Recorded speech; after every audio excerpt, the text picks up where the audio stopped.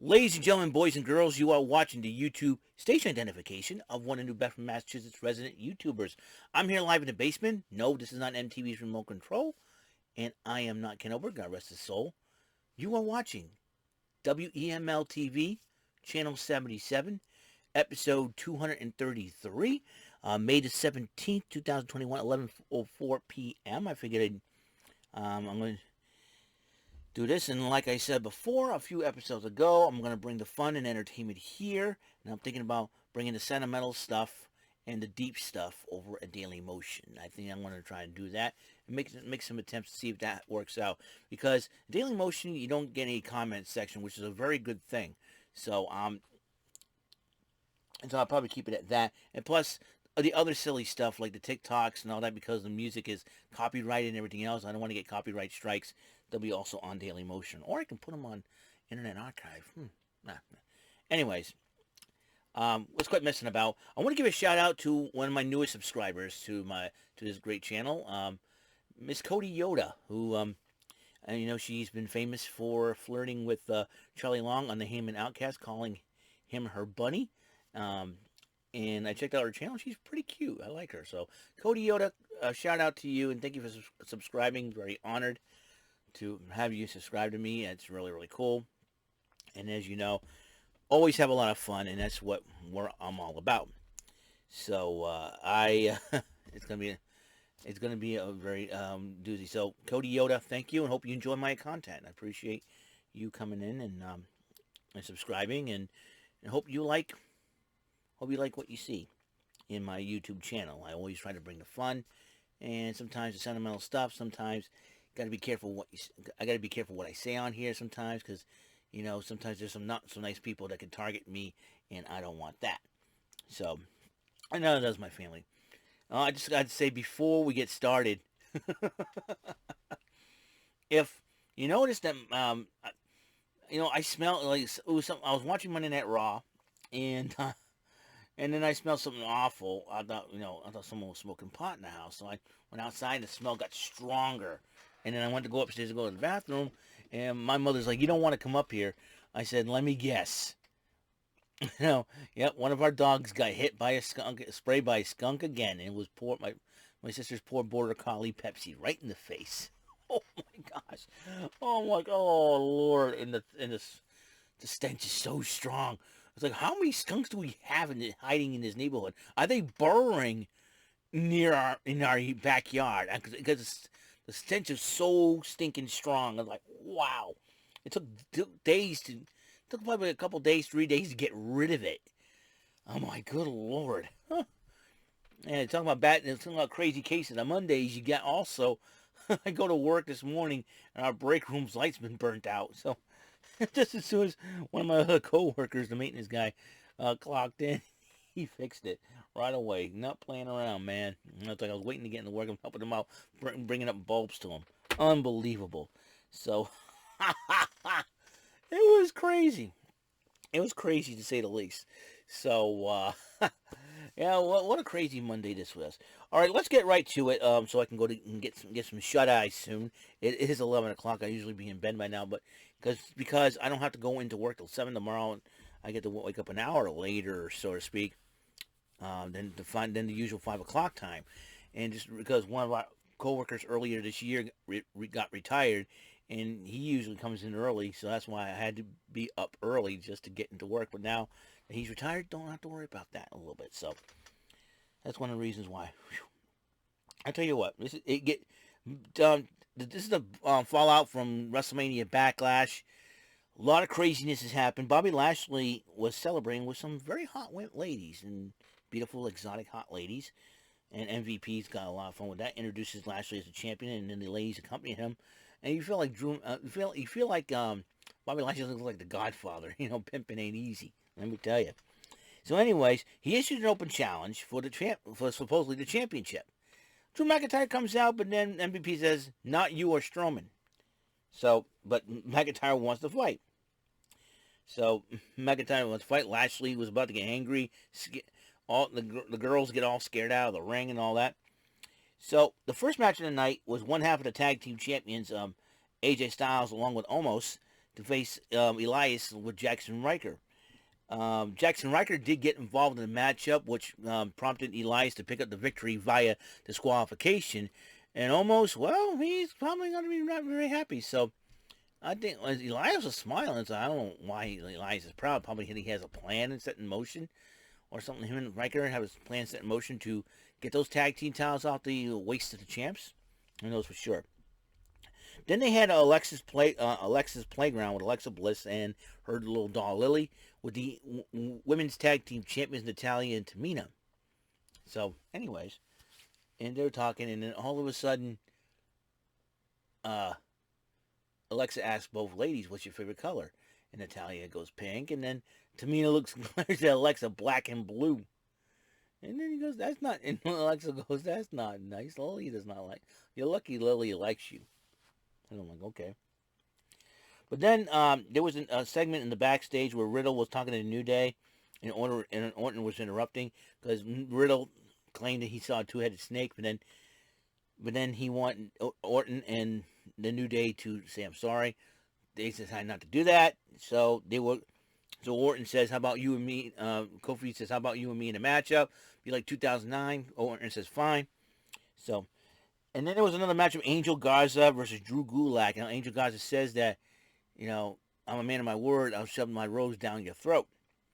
And in a hard-fought matchup, Angel Garza did win the matchup with the wing clipper. And then he did what he said he was going to do, was shove the rose down Drew Gulak's throat. So Drew Gulak's probably not in a very good mood at this point. And then Kevin Patrick was interviewing R-Truth, and he was like hiding and all that. And then all of a sudden, right, he said, "We're doing Raw Talk tonight." And R-Truth was like, he was, and R-Truth's starting to be hilarious. He goes, "Oh, Ricky Bobby's going to have a match?" And, he said, he's like, I'm not issuing an open challenge. He goes, "Oh, the open challenge is for Bobby Lashley." "Oh, Ricky Bobby's going to Ricky Bobby." And then he's slinking down the stairs like a ninja. Kira Tozawa. And Tozawa ended up scooping him up and pinning him.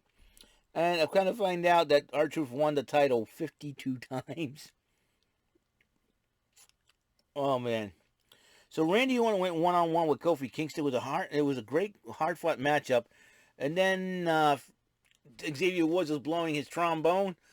That distracted Orton and giving Kofi Kingston the victory over Randy Orton. More on Kofi Kingston, by the way. This is hilarious. And then there's another Eva Marie Evolution promo. Now, I can't make heads or tails of this whole where she stands. Is she a face, a heel? Is she? I don't know. Is she playing mind games or something like that? Who knows for sure? Who knows what is up Eva Marie's sleeve, but I want to say sleeve. Yeah, been that kind of day. Trust me on this one.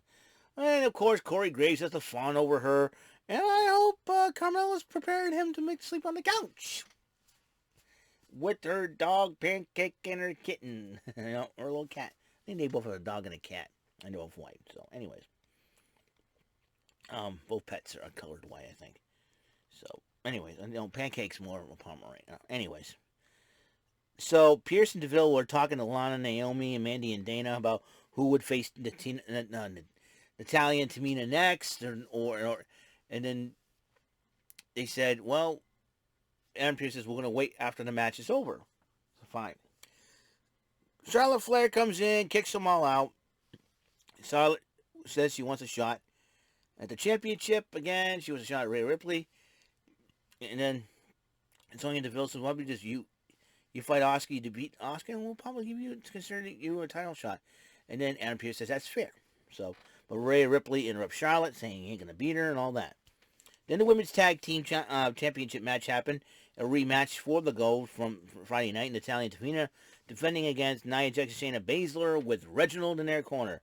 Alexa Bliss and Lily showed up during the matchup, and then all of a sudden the Kane-like pyro came shooting off as Reginald tried to get involved, and then Reginald got blindsided by the fire, and Nia Jax was trying to comfort him while Shayna Baszler was trying to take care of business, and then Natalia and Tamina hit her with the heart attack in 1, 2, 3. Natalia and Tamina retained the titles, and then Lily's little doll starts laughing. I'm like, oh boy. And both Natalia and Tamina were thrown off. Shayna Baszler and Nia Jax were spooked about the whole thing. I'm like, oh boy, who is Alexa? Is Alexa trying to get at Shayna Baszler and Nia Jax? Is that wise of Alexa? I mean, who knows for sure. And so, anyways, and then there was another matchup, Ricochet and Sheamus. And Ricochet during the matchup, because he stole Sheamus's hat and coat, he's I feel like Ernest the Cat. I was like, Ernest the Cat, somebody call him Mama. He originated that before Brodus Clay. Just a little tidbit note. So, and that's when Sarah Schreiber interviewed him about that. And then Sheamus got so ticked off, but even then,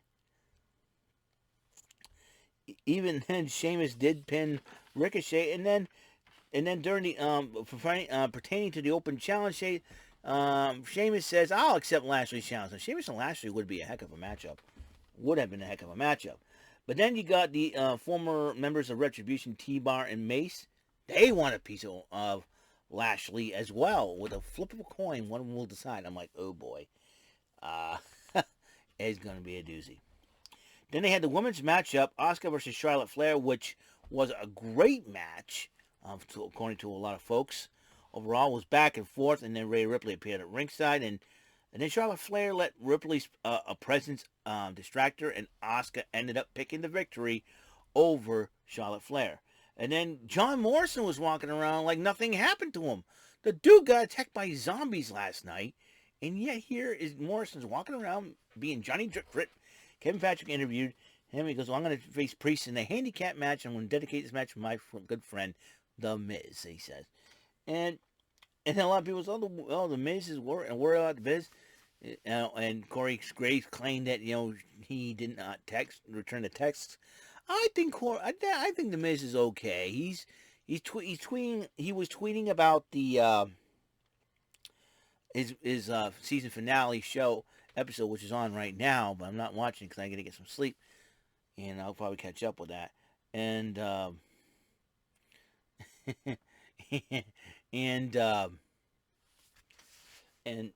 so they had the matchup, but this time around the WWE superstars surrounded the ring, including Nikki Cross of all people. So that's going to be a very interesting situation. The two went at it back and forth. Damian Priest entered the Thunderdome first, and Morrison came out. The two went at it, and Nikki Cross did toss him back in the ring. And then during the match,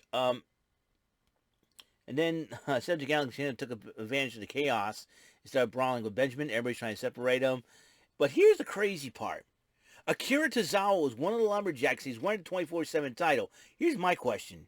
Why did not anybody notice this and try to pin Tozawa in the middle of the ring? Logic. Nobody's thinking with pure logic here, nobody's thinking with pure logic here. Akira Tozawa was at the Lumberjacks match, one of the Lumberjacks, and he was wearing the 24/7 title around his waist. Why did not anybody notice this and say, wait a minute, while this is going on, we should have another matchup, the 24/7 championship. I mean, somebody should have dragged the referee over and make the 3 count. Or have the referee know, there's another match. 1, 2, 3. I mean, come on. Where was the logic? What was the fun for the 24/7 title, man? It has to be spontaneous now. It was a lumberjack match, and Akira Tozawa was one of the freaking lumberjacks. Guys, there's a 24/7 championship out here in Akira Tozawa. Nobody's noticing this. Nobody's trying to make an attempt to pin him. I'm like, oh, good Lord. Why didn't anybody see this, Seen this sooner? Oh, my gosh. But Damian Priest did pick up the victory. And then Sarah Schreiber interviewed Priest. And Priest says, I want Lashley for the title. Sheepus. What's going on? Then Lashley was getting ready for the open challenge match. MVP psyching him up. And then another Eva Marie Evolution promo. And they had, vignettes of her. She had a picture with The Rock and everything else. Then Kevin Patrick was interviewing Shelton Benjamin, and then Cedric Alexander was interrupting him. Looks like that's not done yet. So Bobby Lashley issued the open challenge, and then the New Day comes out, And here comes, and Xavier Woods says Kofi wants a shot. So in the ring, Mike Rome announced it to be a championship match, but MVP says, nah, it's not. It's a non-title match. It's just an open challenge match.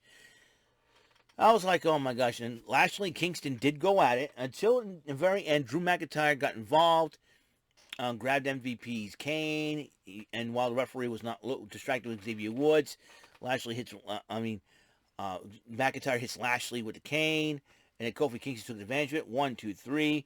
There is the victory right there and then. So that is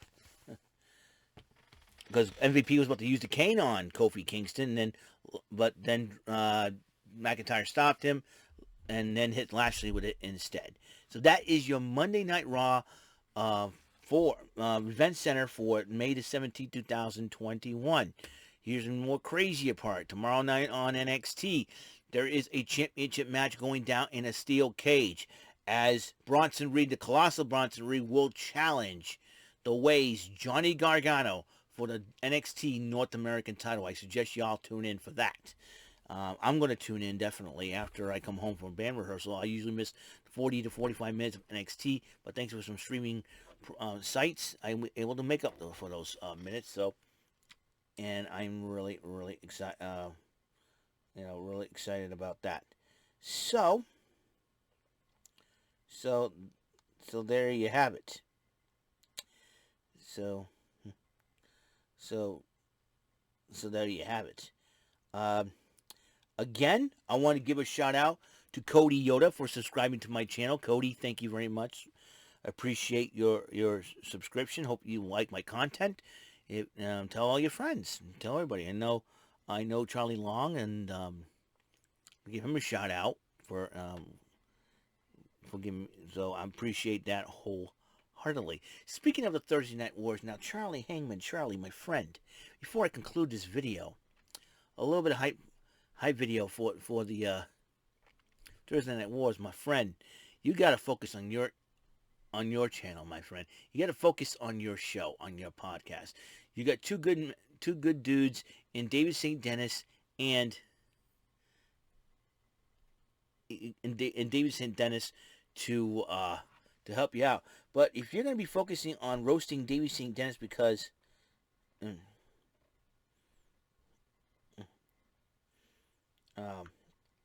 so I don't know what it is, man, but you always want one